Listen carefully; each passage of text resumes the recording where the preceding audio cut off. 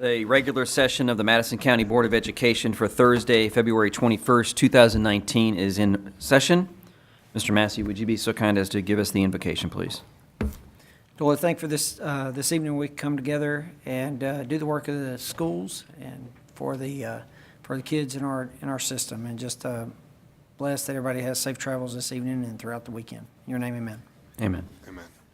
All right, I recommend approval of the agenda for February 21st, 2019.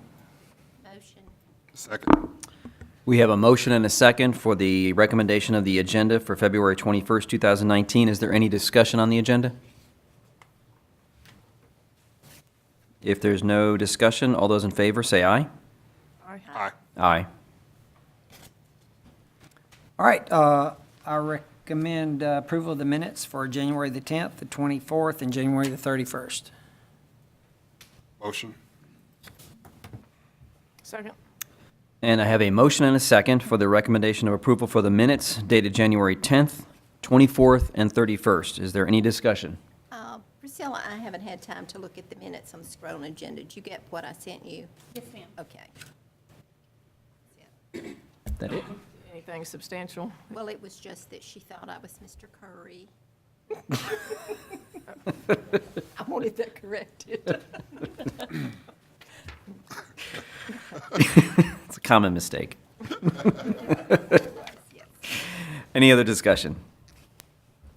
All those in favor of approving the minutes for dated January 10th, 24th, and 31st, say aye. Aye. Aye. All right, I do have a quick update. We've got, yesterday I was in Montgomery for a committee meeting with the Teacher Shortage Task Force. It's with about half dozen other superintendents, State Superintendent Mackey, and executive directors from the School Board Association, SSA, and AEA, and A+. And it was, we're working on ways to try to help fill that shortage. It's becoming a crisis need in the state. There are some systems that don't have a certified math teacher in their whole district, that kind of thing. So it's, you know, we've even seen some of the effects here, but it's even hitting some in the other states. But we're doing good work there, and wanted to update you on that. And we'll get going with our recognition. So we've got some student recognitions tonight. We've got 4 students that have braved the weather to come in and allowed us to celebrate them. And these folks we've got 2 different groups. First of all, we got Blake Christensen, and we'll get all y'all up here in just a second here. But Blake Christensen is from Hazel Green High School and has scored a perfect 36 on the ACT. So we're proud of you, Blake. We'll get you in just a second. And we've got 4 National Merit Scholar finalists. Hope Keys is from Sparkman. She's not here, but Avery Wilbanks is here. Alexis Lopez from Madison County High School, and Ashley Bates from Hazel Green High School. So guys, if y'all come forward, and board members will come out here and celebrate y'all.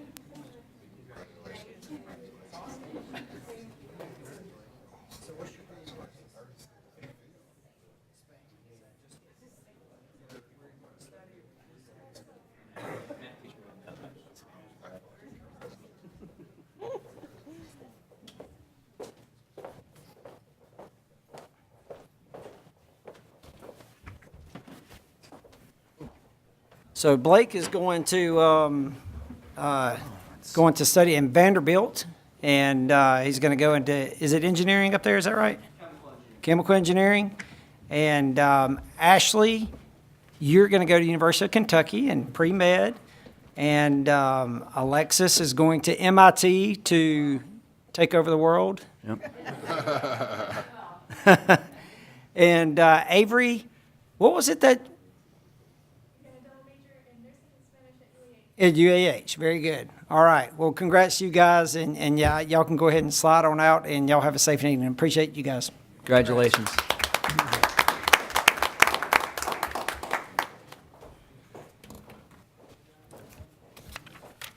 All right, for administrative items, I recommend approval of the financial statements, the payments of bills, and the cash reports for December 2018. Motion. Second.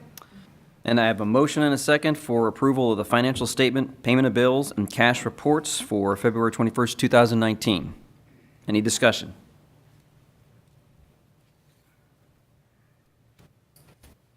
Karen, do you have anything that you need to discuss? If there's no discussion, all those in favor, say aye. Aye. Aye. All right, I recommend approval of the following bids as attached. Motion. Second. I have a motion and a second for recommendation of the bids as attached. Is there any discussion?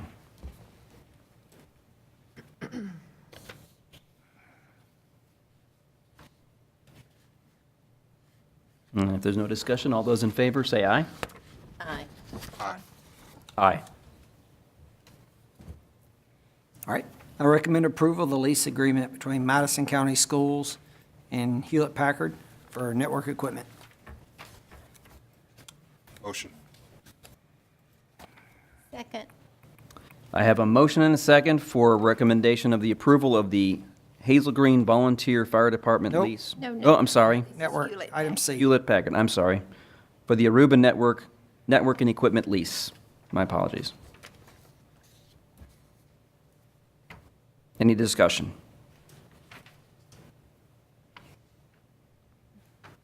If there's no additional discussion, all those in favor say aye.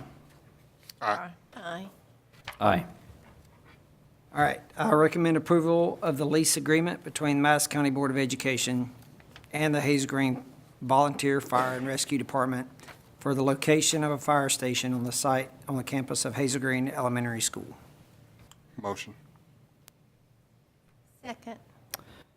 I have a motion and a second for recommendation of approval of the Hazel Green Volunteer Fire Department lease agreement. Any discussion? Cindy, this meets all of our criteria, right? This is the same format that you've been using for your other leases. The dates are kind of odd. They're Yeah, I was gonna. way back. Well, the lease is dated, of course, it'll be dated as of today for your signatures. Are you talking about where it says the first payment's January 1 of 2020? When No. I read it, like the first sentence is like back in 2016 or something. It's been a couple of days since I read Yeah, it. hold on. You don't That have, was you the won't- one we had last time, yeah, I think. It's been updated. Yeah. Yeah. I went in and cleaned up the dates. Yeah, as of this date, 2019. Okay. Yeah, I'm The sorry. one we had for the work session did have those dates in it. Right. yeah. And we made the $1 payment. The other ones were due, I believe, on January 1, so we had to choose a date for when that $1 annual payment is, so we chose January 1 of 2020. That can be changed if there's any concern over that date.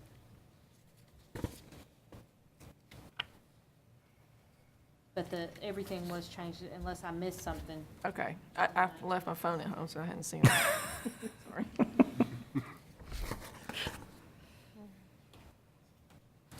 Is there any further discussion? Sherry, I'll give you a few minutes if you want to scroll through it again. Okay, I'm good. You good? If there's no further discussion, all those in favor of approving the Hazel Green Volunteer Fire Department lease agreement, say aye. Aye. Aye. All right, I recommend the board award the bid for the Sparkman High School athletic upgrades to Hella Sports with approval of the base bid to include alternate number one at a total of $2,441,060.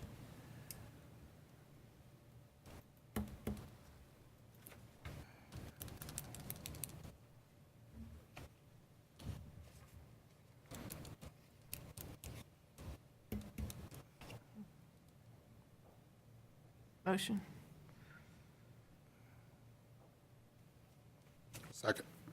I have a motion and a second to award the bid for the Sparkman High School athletic upgrades to Hellas Sports with approval of a base bid to include alternate number one at a total cost of $2,441,060. Any discussion? The alternate number one, is that where I read about the upgrade to the material? Yes, ma'am. So can you kind of go over what this is? Yeah, so this is, and Carrie, you might can get to this in better detail here. So this will be a track with turf and also field events like the shot put, discus, and javelin will be, we're making a little path to go around the back of the stadium for there to be the other field events that are outside there. So it's that whole package in there together.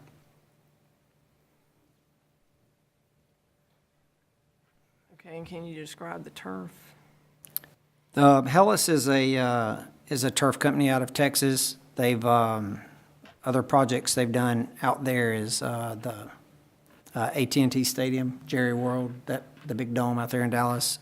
They've done Baylor's new stadium, their field. They actually make their turf, even though they're a Texas company. They actually they create and build their turf here in Alabama. So they're kind of expanding their market. So they are this corporation actually that did the whole project, that did the bidding, they actually create the turf with it. Other folks that, like the other folks on the bid list that you see here, they were having to get prices from other turf companies. So kind of one of the reasons we think they came in the lowest is that they manufacture it and they can do all the work to install it. Carrie, you want to, is anything else to add? Is that pretty close? No, sir, you're correct. I think the field events are going to be behind the softball outfield. So we have an ADA handicap pad from the stadium back to that point. So once you enter the stadium for track and field and all your athletic events, you actually enter there, you can actually track on towards the shot put and the javelin stuff, which will be further out on the west side of the stadium. And the stadium, to get the 6 full lanes to meet the requirements for the track, is we're actually expanding the current track by 2 lanes, and there will be a concrete wall that separates the track and the bleachers, because it's about 2 or less than 2 feet right off the bleachers. So that's why you'll see getting that track put in place and getting the field events added makes it a good package to have all of your competitions right there. What about the stone, will that stone area in front of the seating, the bleachers, will that go away then? Yes, sir, that all goes away, and where that stone is, actually, that's where we widen the track.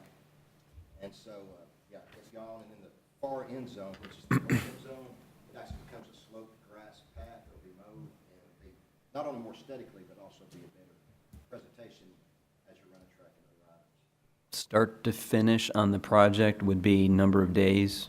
We gave them till July the 22nd to be off-site. This is significantly more than we talked about earlier, correct? Yes, the turf, part of it is to make that track fit the 6 lanes. That incurred a little bit of a cost, and also it made good sense. So since we're going to have track and field, to have all the field events, and so we had to move the field events out behind the softball area.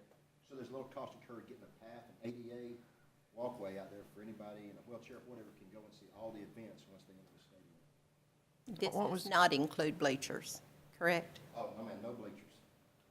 What was the original thought of the cost? We were hoping to get it around $2 million, and that was, you know, and we didn't have a line item budget for it. You know, it was part of that project of the funding of $22 million for everything there. So there wasn't necessarily a line item for this.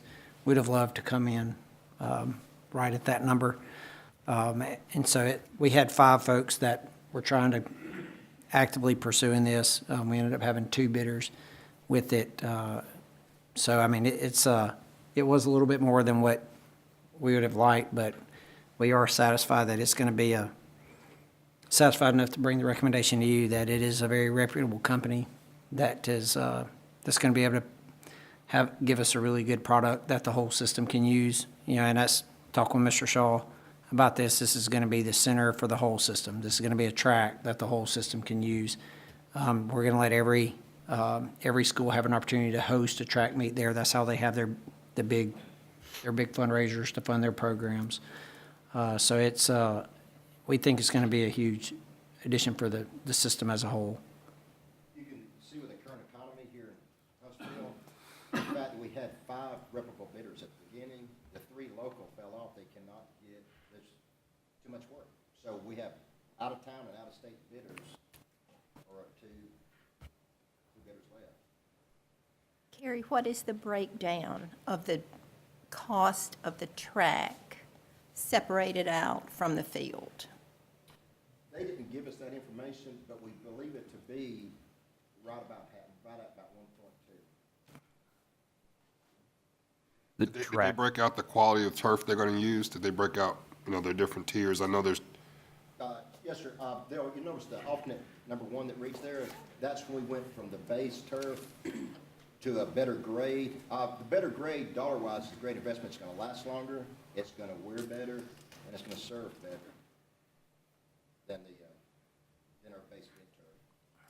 So how does this turf compare to the, what did you say, the Astor? Yeah, we had, you know, and kind of the feedback from you guys, we set a pretty high threshold of specifications that we wanted to have the cooling capabilities, the durability. So when we put out the specs in the bid, it had to meet a high threshold of folks who could make that quality. And so, the other company that put in for the bid there was the turf company that does the Georgia Dome, that kind of thing. This company was the ones that does the Jerry World Stadium and that kind of thing. So we believe that it meets all the specifications and, So our turf will be equivalent to the Jerry Dome or whatever. yeah. Yep. Or same company, and they I know have it's the multiple same tiers there, company, but how yes. about the same turf? Yeah. And like in the dome, they probably don't have coolant because they can cover the dome. We're getting the coolant piece to that. I'm not sure exactly what particulars that they have in there, but that alternate meets the specifications that we asked for, and that alternate. where are we on the bidding and the approval of the plans for the high school itself? All the other stuff that we're doing at Sparkman High to include, I'm assuming, and that is coming out of the remaining amount of money, the practice field. Yes, sir. They're at about 90% right now. They've already done their 90% submission. So they'll do their 100% submission, I believe it's March 5th or 7th. No, it's first week of March to the state. And then at that point, then we put out 3 weeks advertisement, 2 weeks bid, and bring it. And it's still on schedule for April 23rd to receive the bids. So. But not just fields, you're talking about the buildings. Yes. Yeah. Does it include the practice field? It does. What we're gonna do on the field is the commission's gonna help us with taking down some trees and extending it. And so some of that we're doing in-house, and the remainder of it, it's not any real money being spent on the soccer field, it's dressing it up. It's taking care of a little bit of the length and taking care of some of the fencing.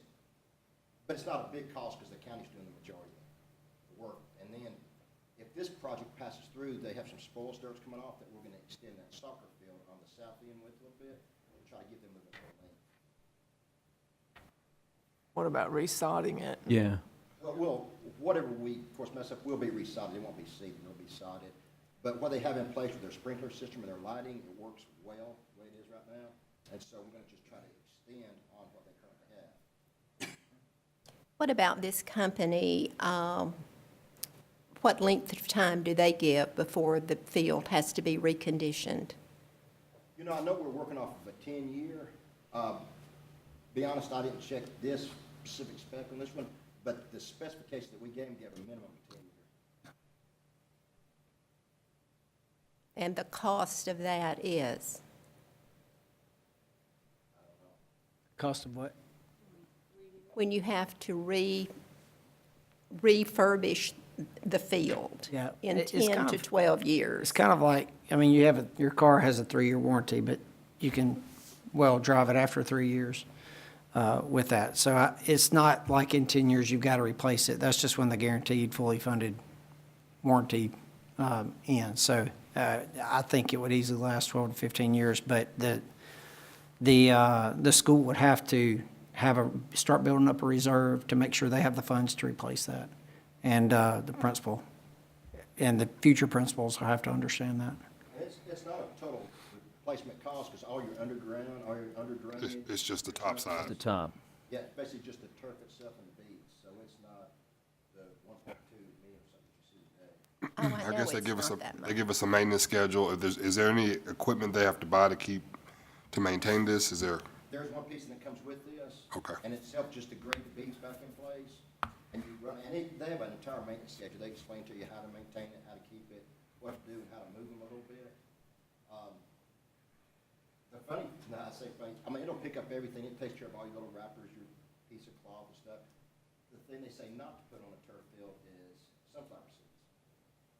Don't let the kids spit sunflower seeds. That's the thing that the machine doesn't pick up. But everything, because I guess it's like something with the beads, but everything else, it picks everything up, it vacuums it, it cleans it, it rakes it.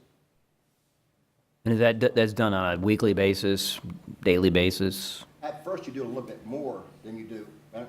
And actually, what they'll notice is when they first put it in place, your beads are a little bit thicker in the center of the field section, and as they keep raking it, it moves out a little bit, then everything balances out. That's where they kind of start with a little bit heavy to begin with, and you'll see that on brand-new fields, but then that way it just kind of keeps it moving, and all fills in where it's supposed to fill in. And the nice thing of us going with this type of turf, it has complete underground drainage. Some of them have drainage rows, so you'll see all your beads are going to run to the 10-yard line or 20-yard line where the water drains through. This one seeps through the entire system evenly, so the beads won't be moving in every rainfall like this. I guess my concern is you're going to have football, track, other people's track teams, soccer. I mean, everybody's going to be using it. But who's going to make sure it's maintained? I mean, because everybody's going to be probably pointing fingers when something goes wrong with it. Mr. Shaw, how do you think that would work? How would you work that schedule? Oh, I didn't even see it. We would maintain the local school, we would maintain that with our coaching staff, with our two plant managers, we would do that. Talk to, the other coaches from those other schools, with it being a county facility. It's something, to take pride in. It's one of those things where it's kind of like sort of concept. This may not be a good comparison. It's kind of like when you have those subdivisions that has a clubhouse. We would come up with guidelines. So, for example, let's say Buckhorn Middle School wants to host a track meet there. We work with our track coach. We work with the Buckhorn Middle School track coach and say, hey, here's the facilities. This is the time that you set up for the track meet. Make sure we have custodians that we clean up after the track meet, and make sure have some standards that we put in there for the use of the facility, especially with it being, we're kind of looking at it as a county facility for the whole school system, but we would set up guidelines to make sure that that field and also the track is maintained to the level that we expect it to be. So that would, that falls on the principal to do that? Or- Okay.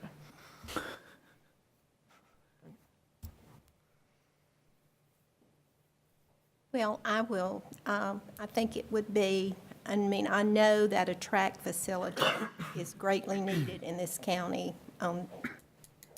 really at more than one school.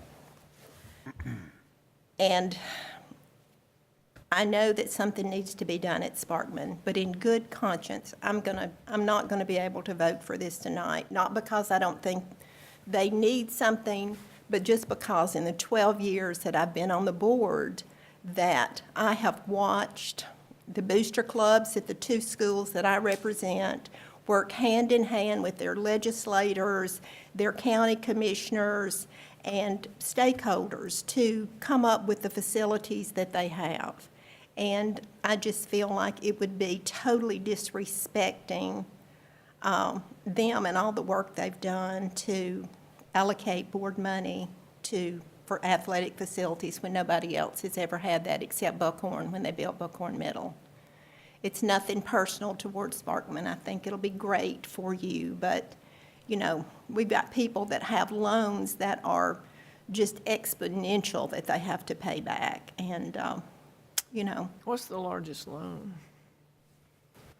probably Hazel Green High somewhere. School. Hazel Green with what?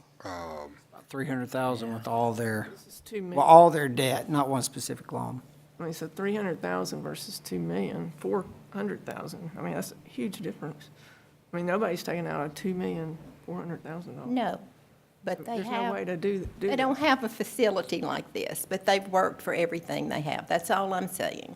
It's not going to matter how I vote tonight, but I cannot, in good conscience, because of how hard I've seen people work together to do what little they have, I just can't do it. So, but, you know, I'm happy, I'll be happy for them to have this, and, you know, maybe it'd be better if I hadn't been here 12 years and watched how hard people have worked.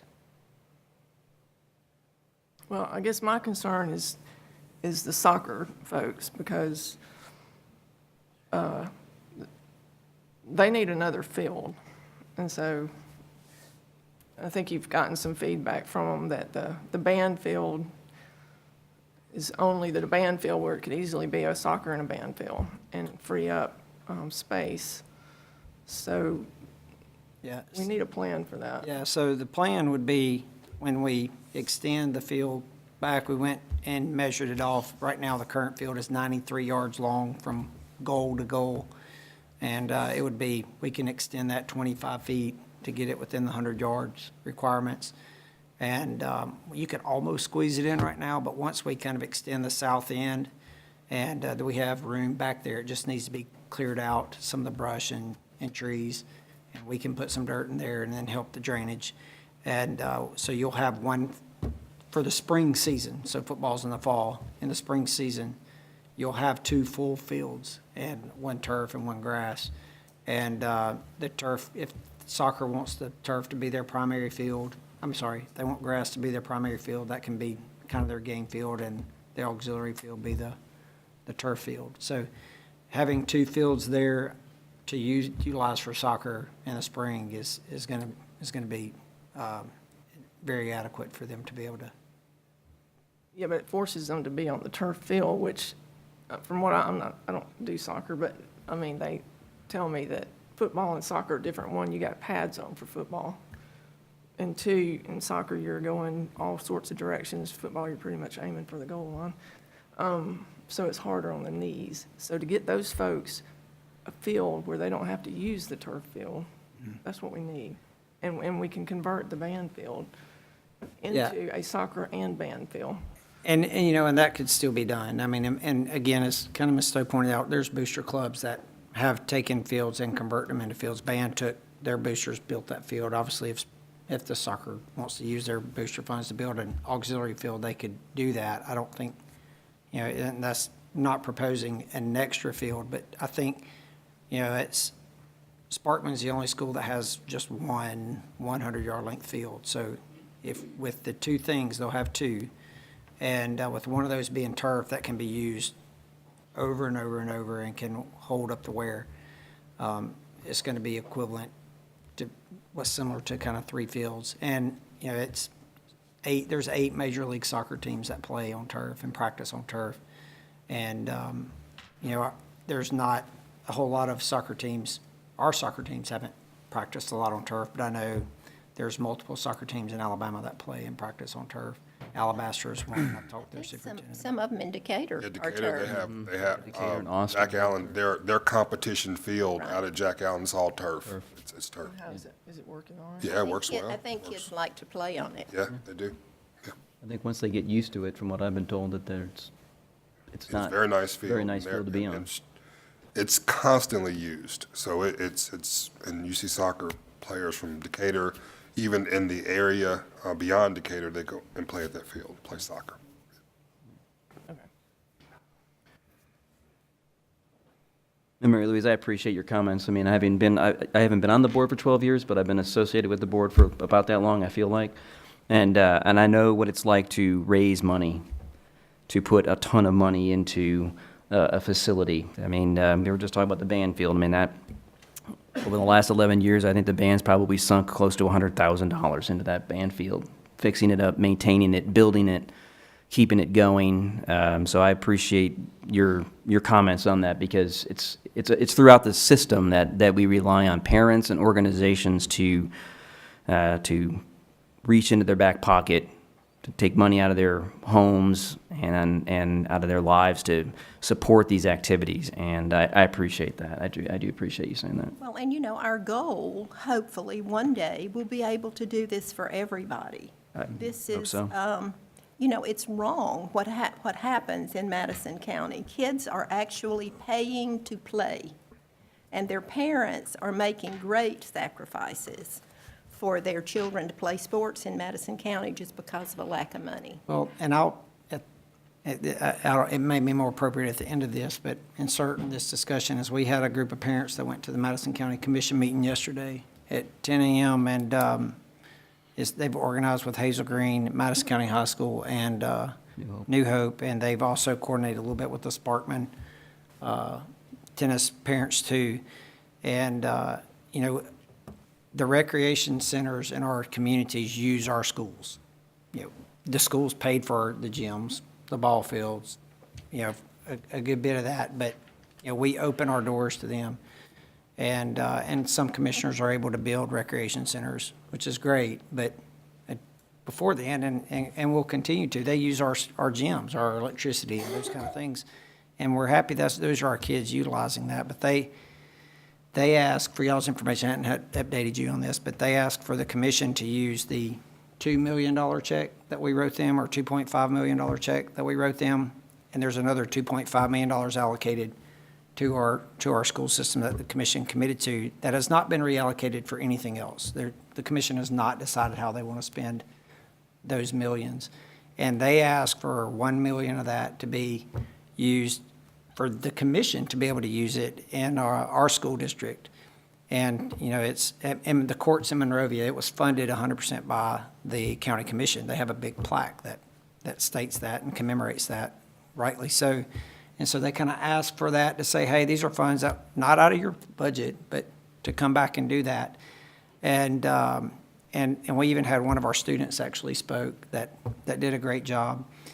And they were told, basically, go talk to the Board of Education. And it's like, look, we would love, but those tennis courts would be just like the other facilities. They would be open to the community. The part at Sparkman would be, you know, we could build 6 courts at New Hope, Madison County, Hazel Green, and then put lights at the Monrovia courts, which would be equivalent to kind of new courts there. And they could cover that with 20% of the funds they allocated for our school system, and it would be something for the community. So, you know, it's I agree with you, Ms. Stowe. Hopefully we can do some of that in the future, but we do have parents that are becoming educated and know that, honestly, those aren't the commission's dollars. That's taxpayer dollars. And, you know, and we all have the same mission. This commission is to improve the quality of lives and educate the folks that live here in Madison County. So anyway, that was an update on that. Gary, has this company done, aside from the AT&T Dome down in Dallas, have they done anything local here or in the state of Alabama at all? I don't. Just curious. And unless Mr. Master's heard different, I do not believe so, but they are, like I said, they're spreading their wings, and the reason they're coming here is because they're going to get the dirt made, and they're reputable. There's no reason they won't do a great job. I'm just curious if they had anything in the local area or in the state that we could take a look at just to see what it's like. Yeah.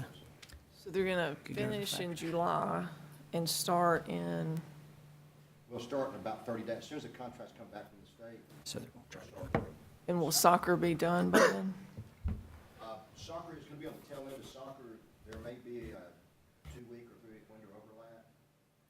Don't know at this moment. And I talked to Principal Shaw just in case there is an overlap, and he's talked with the coaches, and they do have a contingency plan in place in case needed. And it may be the last few weeks in April that there's a little bit of an overlap. And he said the field at Monrovia Elementary would be available for practice, and Mr. O'Rear said the soccer field at the field at Sparkman Middle is in great shape, and they'd be willing to host there too. So they may be at some point down to just, of course, they'll have that practice field the whole time, the 93-yard field.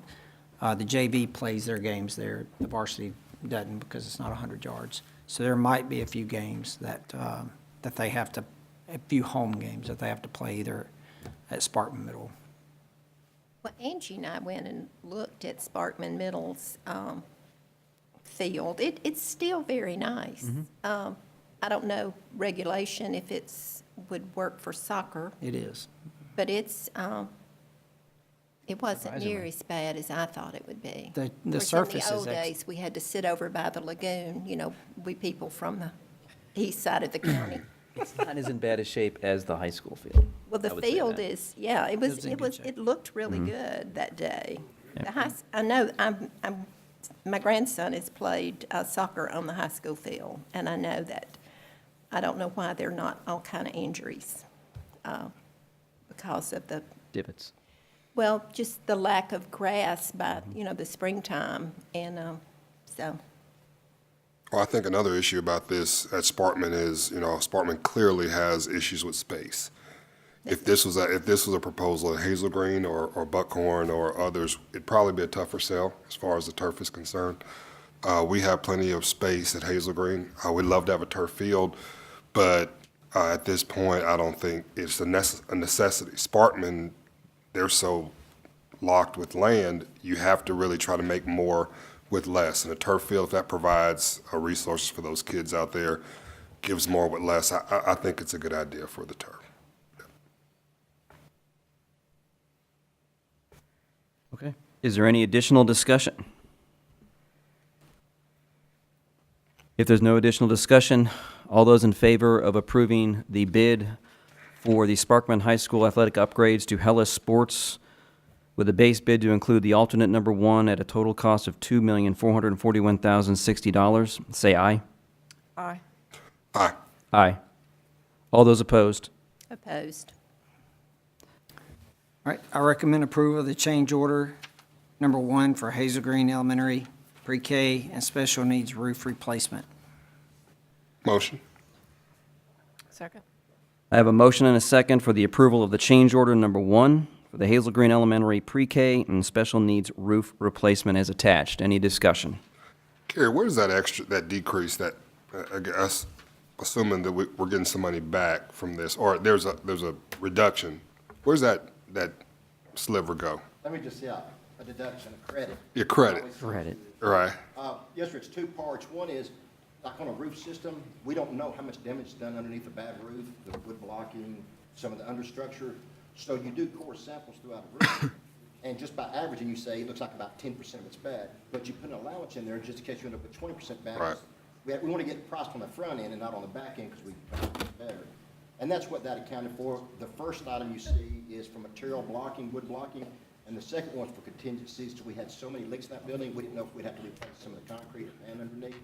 And so we'd set an allowance, and each allowance has a value attached to it that says for every board foot, cost to replace it is $10 board foot, for instance. And so we say, all right, we think we may have up to 10,000 board feet, then that's how we come up with that allowance number.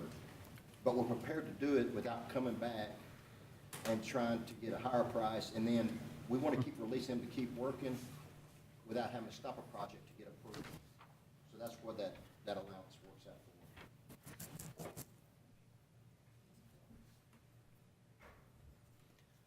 Any additional discussion? If none, all those in favor of approving the change order number 1 for the Hazel Green Elementary pre-K and special needs roof replacement as attached, say aye. Aye. Aye. Aye. All right, I recommend approval of the revisions of Madison County Board of Education Policy 7.13 as regards to virtual education. Motion. Second? I have a motion and a second for approval of the revisions to Madison County Board of Education Policy 7.13 virtual education. Any discussion? One question on virtual. Is there any way to get it where these kids can take AP courses through They- virtual, Yeah, they do right now. in the virtual school? Okay, so that's built into the curriculum here? Okay.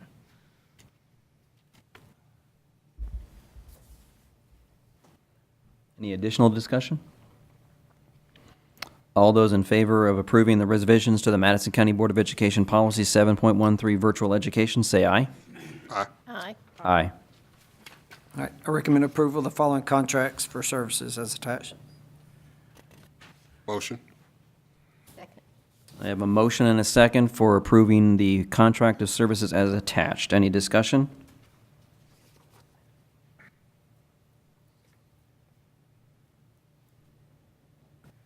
There's no further discussion. All those in favor say aye. Aye. Aye. All right, I recommend approval of the following personnel items and the addendum as submitted. Motion? Second. I have a motion and a second for approval of the following personnel items and addendum as submitted.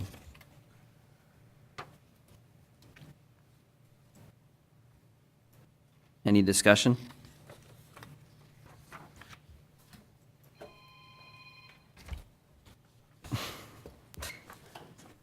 Was that the signal to vote? I think so. If there's no further discussion or any discussion, all those in favor of approving the personnel items and addendum as submitted, say aye. Aye. Aye. Aye. Aye. That's all you have? Okay. I have a certification for a brief executive session. We want to discuss some of your resumes Yes, first. yes, we'll get to, Okay. yes, we. Okay, I'm sorry. That's okay. We have other business discussion of potential future resolutions, and I asked Mr. Massey to address the board and the public in general about some concerns he has and that some of us on the board have with regard to the Alabama Accountability Act. So I'll turn it over to Mr. Massey. He can discuss that, and then we can talk about potential resolutions on that. So kind of in light of earlier discussion, obviously protecting funding that goes to education is kind of one of our charges, so to speak, to be advocates for that. The Alabama Accountability Act diverts $30 million a year out of the education fund to go to scholarships to private schools. It can also allow for students to enroll at other schools outside their attendance zone.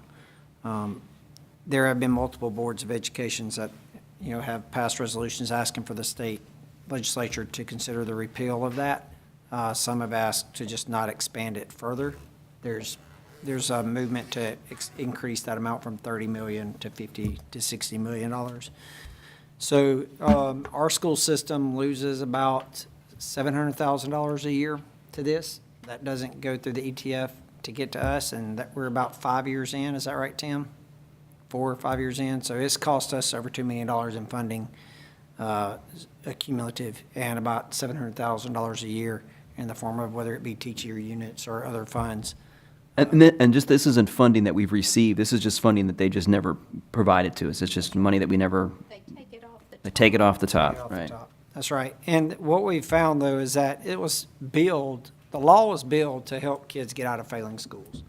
And they drafted a law to guarantee Alabama will always have failing schools. The bottom 7% or 6% of all schools are always failing. And so their students can use accountability funds to go to private schools. But only about a third of those funds per year, a third of the scholarships are used by kids leaving failing schools. After those kids get first priority, it's basically opened up to anybody. Anybody can use those funds. One correction, a third of the funds, they're not used by students leaving failing schools, they're used by students who are some That's true. failing schools. They may have never attended that school. Yeah. So if they've never attended that school, they get a subsidy to go to private school, even if they don't. So if they were already going to a private school, they can apply for these funds and continue to go to that private school, but now at the taxpayer expense versus their own personal expense. So but that said, their schools, their students using this leaving, and I won't say leaving, they may have been in private schools the whole time, leaving schools that are performing at a high level. There are 47 students pulling these funds out, leaving our schools. And, and some are leaving our highest rated schools in the report card. Riverton Elementary, a K-3 school has a 98. They have folks, that are zoned for that, going to private school and apply for this, and they get a subsidy for their tuition. And say again, how they're able to get that subsidy? If the school is not considered failing, If the school is considered failing, those kids have first priority. So if they used up all the scholarship funds, only they get it.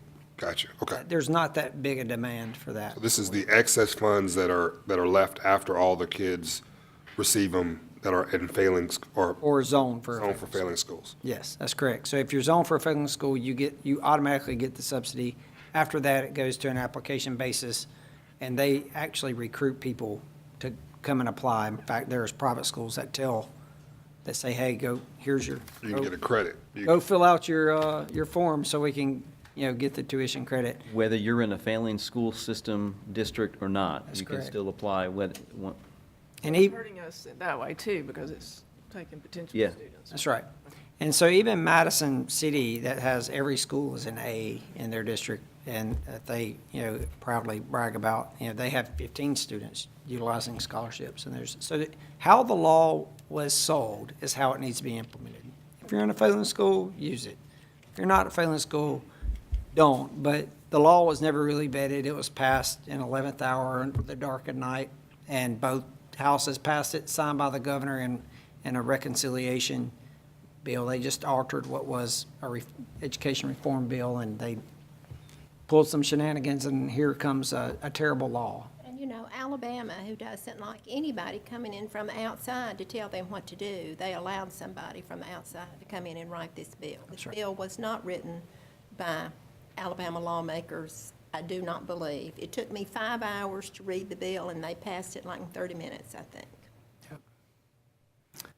So that's why you're starting to see folks realizing how bad of a law this is. The arguments, the proponents for it, which is the Senate, Pro Tem, the head of the Senate, Del Marsh, and the head of the Education Policy Committee out of Decatur, Terry Collins, basically are like, look, it's just such a small percentage of the budget. It's just $30 million. Why are y'all picking on our little voucher law here?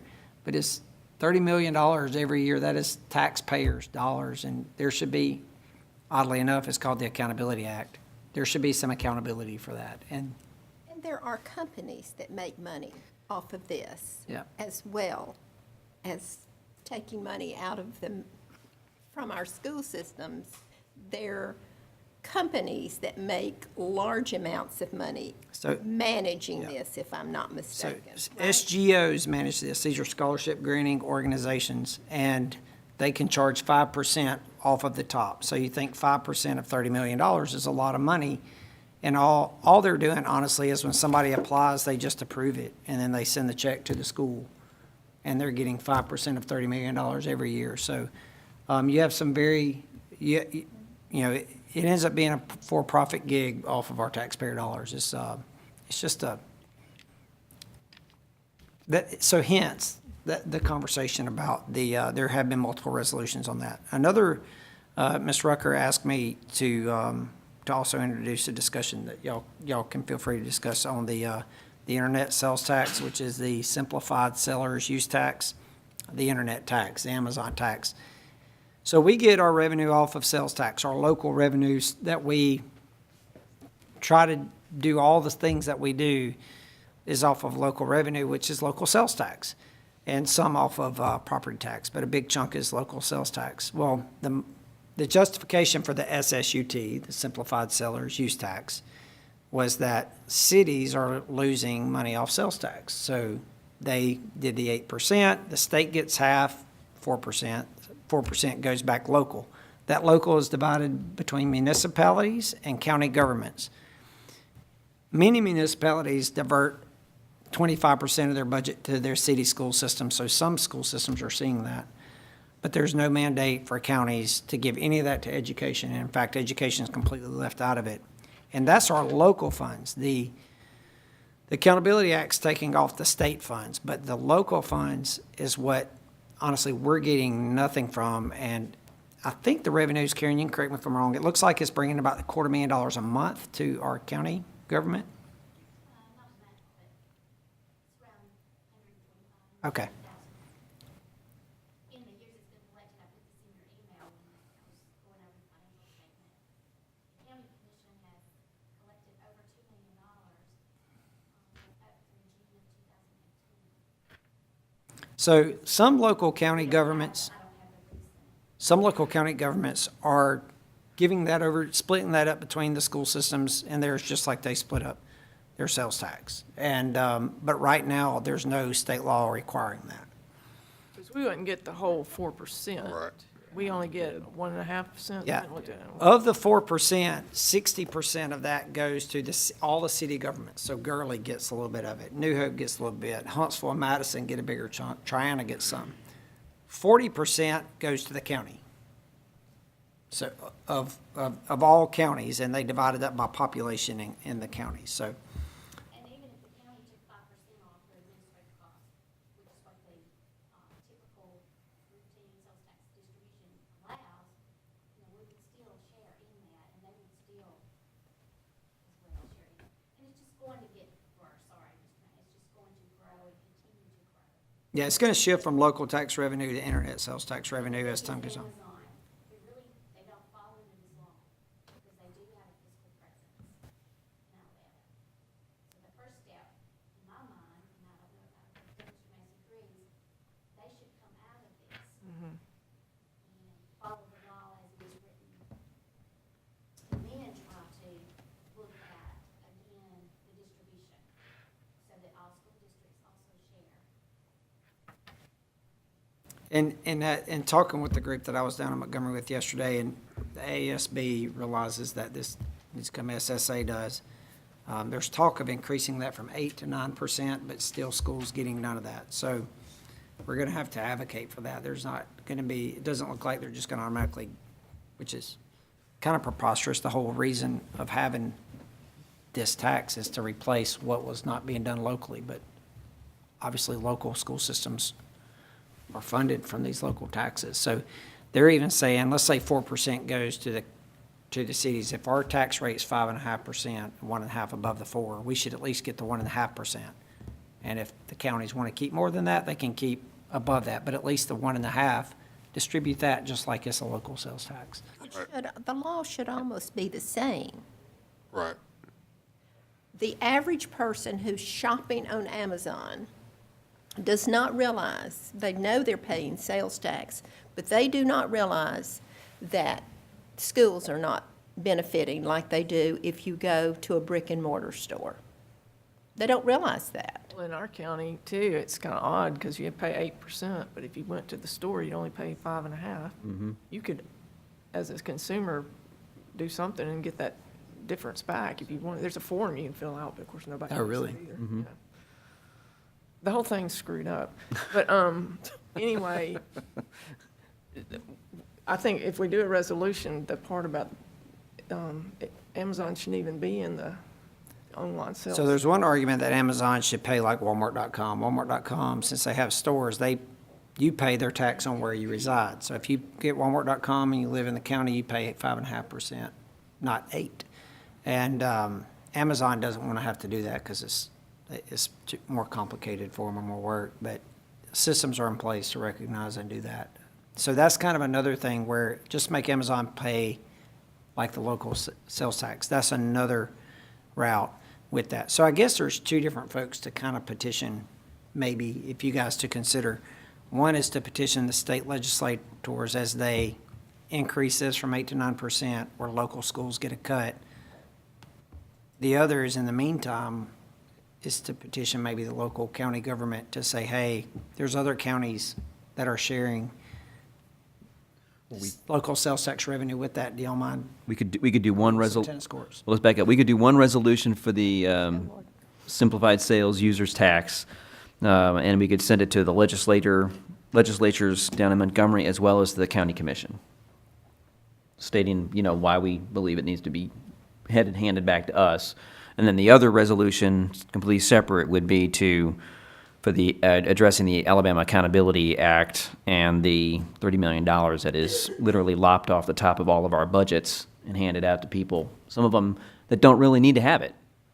I mean, it's one thing to give it to somebody if they're in a truly failing school, but to give it to people that are, hey, we've got extra money, let's just give it to you because you want it, I think that is completely backward. So I think if everybody is okay with that, I can work with Cynthia and with Alita, and we can come up with the requisite resolutions, two different resolutions, but both addressing basically the same thing, in sorts. You might need three. I mean, you might need one to go to the legislative body in Montgomery, like to change the law. The law, and then the other one to the county commission. Since the law is as it is, please recognize that that money really belongs in education. And then the county commission, hey, recognize that the money you're receiving really needs to come back to us, Well, just, a portion of it. I mean, the law, it doesn't require them to do that, but the ethic, I mean, this. It's a request. The logic of it. Yeah. Well, we are funded basically through sales tax and property tax, so that they would take part of the sales tax and not give it to school systems. It makes no sense. But if they're getting 4%, they could at least give us the 1.5%. Right. Because they're getting 8% instead of 5.5%. Yeah, they should. Yeah. It should be the same law, whatever. Do it. Okay, so I'll get with Cynthia, and we'll work up the resolution aspect for all three of those, and we can move forward with those. So, thank you, Matt, I appreciate that. Before we adjourn into executive session, and we do have a certification for executive session, Yes, Okay. it'll be brief. is there any other business or anything around the table, highlights from the community that you'd like to address, or things that are going on in your neck of the woods? Anything? Mary Louise, other than the fact that you got flooded in yesterday? Well, Might be flooded out tonight. so who's going to put me up? Get Clara to put up a cot. I do have one thing. Madison Crossroads is doing a grand opening this evening of their Parent Engagement Resource Center. And so Mrs. Arredondo contacted me and wanted me to do a shout out for that. That's an excellent opportunity for parents to come in and to the resource center up at Madison Crossroads and use the facilities there and the people that are there to help out in any way they can. So I wanted to just congratulate them on opening up their Parent Resource Center up at Madison Crossroads, so. Well, and it happened the next day after we had our other meeting, but the fifth graders at Owens Crossroads are going to get to go to space camp Yes. free, so they were so excited. Tim did a good job covering that, and so did all the news channels, but yeah, that was great. The other thing are the community meetings that are coming up. Thank you. If you want, No, go ahead. well, I don't know the dates, but anyway. The 28th, they're both, Yeah. it's Thursday, the 28th, yeah. For Sparkman Middle and Sparkman High School to look at the designs for the construction. Yeah, then, And Nathan brought up a good point about having a 3D kind of presentation. Anyway, it needs to be something that you can actually Here, is there absorb. any, were you able to look at that, to see if we got any renditions we can do? Do a 3D modeling. Yeah, No, sir, I don't have anything made for that yet. I have all the, NOLA has some 3D modeling with the little plastic. that we. Things you got. can move Remember around. they showed y'all those 3D models Mhm. originally? Some small modifications to it, but yes, sir, absolutely. And I'll have the boards also for those meetings. But to get one, I made the final request on getting one made for the Spartan Middle School. so just to reiterate, that'll be on the 28th of February, next Thursday, a week from tonight, 5:30 at Sparkman Middle.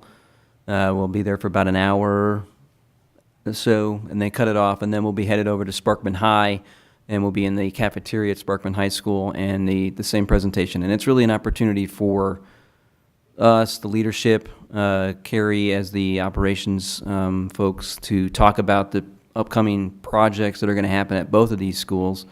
Sparkman Middle sooner than Sparkman High, but obviously we're going to get started there a little bit early. But and make sure that people understand, the community understands that there is going to be some disruption to the day-in-and-day activities that go on at the two schools once this starts. It's not going to be business as usual, particularly at Sparkman High, where we're going to be doing a significant amount of work there once this started. So parents need to be aware of the fact that it's going to be a little painful for a while, but hopefully in the end it'll be well worth it. So, Alita, where was the Sparkman Middle's in the gym?